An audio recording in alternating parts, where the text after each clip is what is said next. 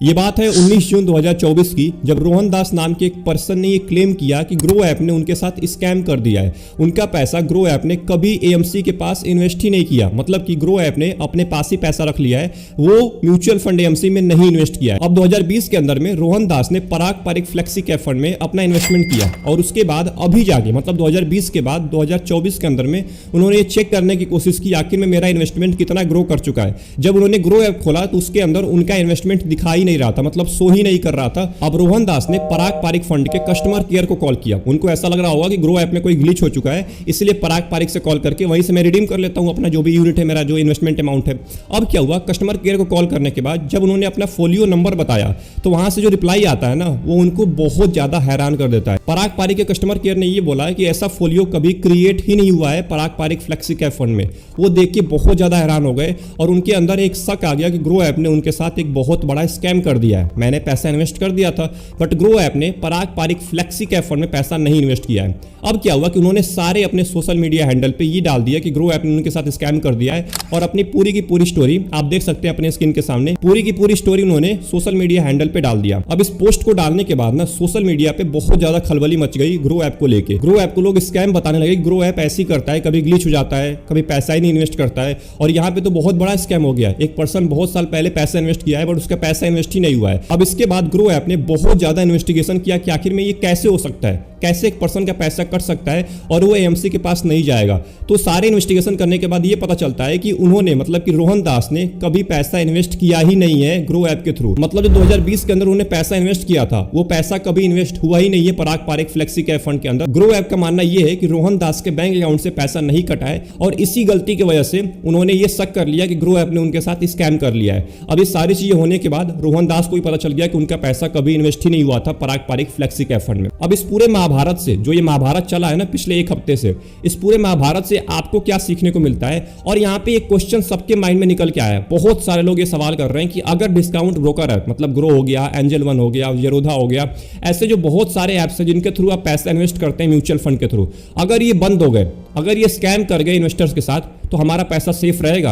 हम कहां से इन्वेस्ट करेंगे? हम अगर ये ब्रोकर के थ्रू नहीं करेंगे तो हम पैसा और कहां से इन्वेस्ट कर सकते हैं, या हम और कहां से चेक कर सकते हैं कि मेरा पैसा क्या एक्चुअल में एएमसी के अंदर इन्वेस्ट है भी कि नहीं है? अब देखिए, सबसे पहले हम ये जान लेते हैं कि आखिर में इस पूरे कहानी से आपको क्या सीखने को मिलता है और कौन कौन सी बातों पर आपको गौर करना है। सबसे पहली चीज, आपको अपने इन्वेस्टमेंट को बार बार ट्रैक करते रहना है। बहुत सारे लोग क्या करते हैं गलती ना, कि एक बार पैसा इन्वेस्ट कर देंगे लमसम के थ्रू और लमसम इन्वेस्ट करने के बाद क्या करेंगे कि भूल जाएंगे, उसके बाद अपने इन्वेस्टमेंट को देखते भी नहीं है। जैसे कि पहले के टाइम पे लोग क्या करते थे, पहले के टाइम पे लोग एफडी में पैसा डाल के भूल जाते थे, वैसे ही लोग क्या करते हैं कि म्यूचुअल फंड में भी पैसा डाल के भूल जाते हैं। वो ये देखते भी नहीं है कि मेरा इन्वेस्टमेंट कितना ग्रो किया है। तो आपके अपने इन्वेस्टमेंट को महीने में अगर कम से कम एक दो बार भी आप चेक कर लेना तो बहुत अच्छी बात है। आपको ये पता चलेगा कि आपका इन्वेस्टमेंट क्या ग्रो कर रहा है, या आपका पैसा क्या एक्चुअल में इन्वेस्ट हुआ है। या जब भी आप एसआईपी करें तो एक बार जरूर कंफर्म कर ले कि क्या एएमसी की तरफ से कोई आपको मेल आया है या मैसेज आया है एएमसी की तरफ से कि आपको इतना यूनिट अलॉट हो चुका है। अगर आपको मैसेज नहीं आया, इसका मतलब आपका पैसा इन्वेस्ट नहीं हुआ है म्यूचुअल फंड में। आपका पैसा या तो रिफंड हो गया होगा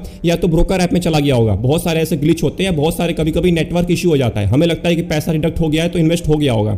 ऐसा नहीं होता है। आपको चेक करना है एक बार एसआईपी करने के बाद कि क्या मेरा एक्चुअल में पैसा इन्वेस्ट हुआ है एएमसी में। वो 2 दिन का टाइम लगता है, 2 दिन के बाद आपको यूनिट अलॉट हो जाता है। जब यूनिट अलॉटमेंट का मैसेज आ जाए ना, तो आप ये समझ जाइए कि हाँ, मेरा पैसा उस म्यूचुअल फंड के अंदर इन्वेस्ट हो गया है। तो सबसे पहली चीज आपको ये जरूर करना है हर इन्वेस्टमेंट करने के बाद। दूसरी चीज, आपको अपना केवाईसी हरदम अपडेट करके रखना है, अपने डॉक्यूमेंट्स को अपडेट करके रखना है। अब बहुत सारे लोग गलती क्या करते हैं कि जब इन्वेस्ट करना होता है ना, तो उस टाइम पे उनका डॉक्यूमेंट दूसरा होता है और बाद में डॉक्यूमेंट को चेंज करा लेते हैं, कुछ ना कुछ उसमें चेंज करा लेते हैं। तो ये गलती आपको नहीं करनी है। आपको अपना डॉक्यूमेंट अपडेट रखना है म्यूचुअल फंड एएमसी में भी। उसको पता होना चाहिए कि आपका डॉक्यूमेंट अपडेट हो चुका है।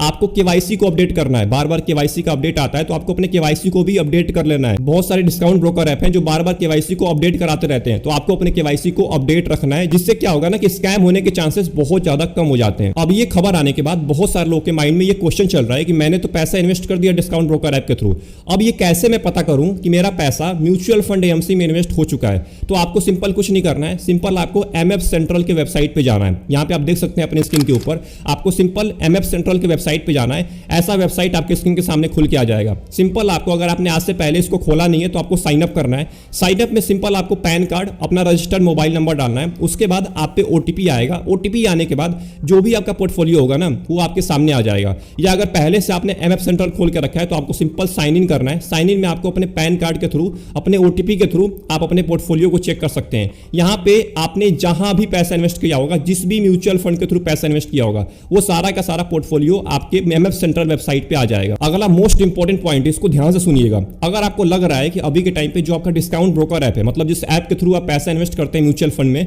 वो ऐप बहुत ज्यादा एरर कर रहा है, उसमें बहुत ज्यादा ग्लिचेज हो रहे हैं, या आपको लग रहा है कि ये ऐप बंद हो सकता है आगे चल के, तो आपको एक बैकअप में ऐप लेके चलना है डिस्काउंट ब्रोकर का।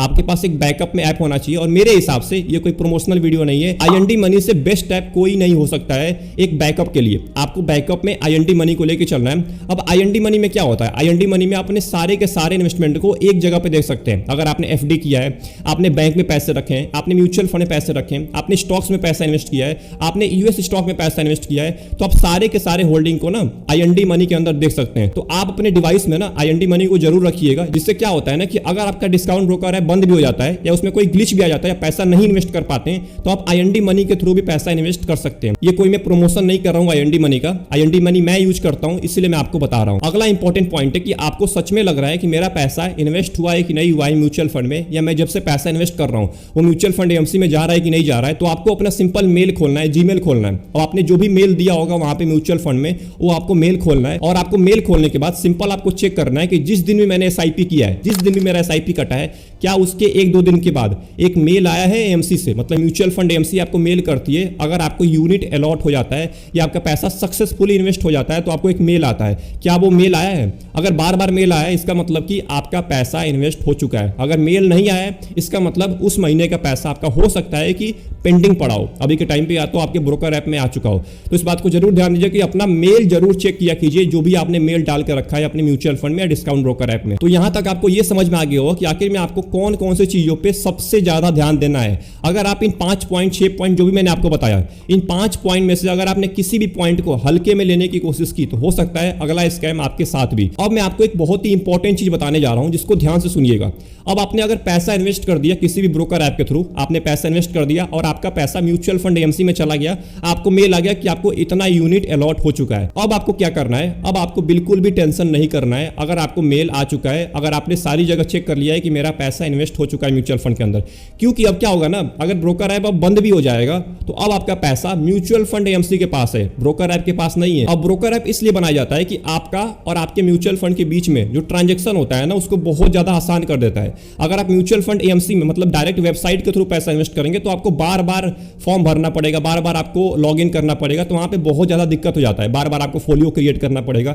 अब यहां पे क्या होता है ना कि आप सिंपल ऐप के थ्रू पैसा इन्वेस्ट कर देते हैं, इसीलिए बनाया गया ऐप। अगर ऐप बंद भी हो जाता है और आपका पैसा इन्वेस्ट हो चुका है म्यूचुअल फंड एएमसी में, तो आपका ऐप से कोई मतलब नहीं होने वाला। आप किसी भी ब्रोकर ऐप के थ्रू अपने इन्वेस्टमेंट को ट्रैक कर सकते हैं। सिंपल आपको अपना पैन डालना है और आपके पे ओटीपी आ जाएगा, उसके बाद आपका सारा का सारा इन्वेस्टमेंट सामने आ जाता है। क्योंकि जो आपका इन्वेस्टमेंट होता है ना वो आपके पैन से लिंक होता है, तो पैन आप जहां भी डालेंगे वहां पे आपके पूरे के पूरे पोर्टफोलियो का डेटा आ जाएगा। एंड लास्ट में एक बात का जरूर ध्यान दीजिएगा, अपने किसी भी ऐप के अंदर, जिस ऐप के थ्रू आप पैसा इन्वेस्ट करते हैं, उस ऐप के वैलेट में पैसा ना रखिए, क्योंकि अगर वो ऐप बंद होता है आगे चल के तो आपके सारे के सारे पैसे जाने के ज्यादा चांसेस होते हैं। तो इस बात को जरूर ध्यान दीजिएगा कि ऐप के अंदर पैसा मत रखिएगा, आप अपने बैंक अकाउंट में रखिए, जिस बैंक अकाउंट में आपका ऑटो डेबिट होता है, मतलब कि ऑटो पेमेंट लगा के रखा है आपने, उस बैंक में पैसा रखिए।